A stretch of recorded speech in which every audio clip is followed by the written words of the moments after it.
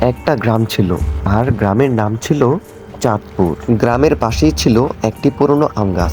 সবাই বলতো ওখানে নাকি গুল্লা ভূত নামে একটা ভূত থাকে। সন্ধ্যার পর কেউ সেই আম গাছের কাছেও যেত না।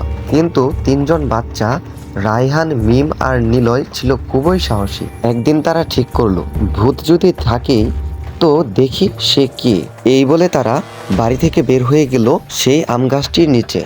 একটু পরে গাছের উপর থেকে ভয়ঙ্কর আওয়াজে ভেসে আসলো, কে আমার আম খাবে? তারা ভয় না পেয়ে বলল, আপনি কি গোল্লাভূত?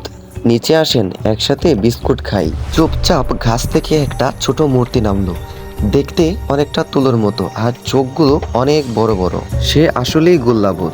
কিন্তু সে হেসে বলল, আমি একা থাকি, তাই ভয় দেখাই, যাতে কেউ এখানে না আসে। আর ঠিক তখন থেকেই বাচ্চারা আর গোল্লাভূত অনেক ভালো বন্ধু হয়ে গেল।